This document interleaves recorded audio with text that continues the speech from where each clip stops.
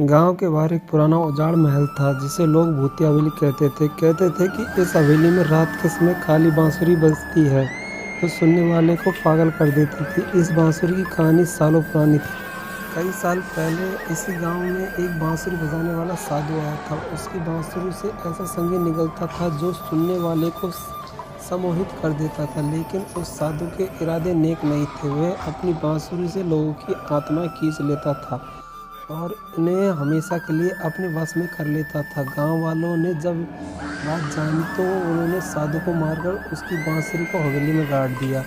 राहुल एक शहर में रहने वाला फोटोग्राफर इस हवेली की कहानी सुनकर उत्सुक हुआ और अपने दोस्तों के साथ जाने का फैसला किया। उन्होंने गांव वालों की चेतावनी को नज़रअंदाज किया और रात के समय हवेली में दाखिल हो गए।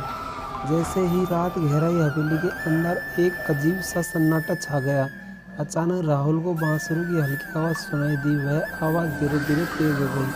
राहुल और उसके दोस्त आवाज़ की ओर बढ़ने लगे। एक पुराने कमरे में उन्होंने ज़मीन से निकलती हुई काली बांसुरी देखी। राहुल ने जिज्ञासा में आकर बांसुरी को उठाया और बजाने की कोशिश की, लेकिन जैसे ही उसने बांसुरी से पहला सुर निकाला, पूरा कमरा काले धुएं से भर गया। दोस्तों ने देखा कि राहुल की आंखें सफ़ेद हो गई, उसका चेहरा विकृत होने लगा। हवेली की दीवारों से भूतिया आकृति बाहर आने लगी। वे आत्माएं थीं जिन्हें साधु ने कैद किया था। उन आत्माओं ने बताया कि काली बांसुरी बजाने वाला व्यक्ति हमेशा के लिए उस साधु का गुलाम बन जाता है। राहुल के दोस्तों ने किसी तरह वहां से भागने की कोशिश की, लेकिन हवेली का दरवाज़ा बंद हो चुका था। अगले दिन गांव वालों ने हवेली से चीखों की आवाज़ सुनाई दी। जब उन्होंने अंदर जाकर देखा तो वहां सिर्फ काली बांसुरी पड़ी थी और राहुल और उसके दोस्त का नामो निशान नहीं था।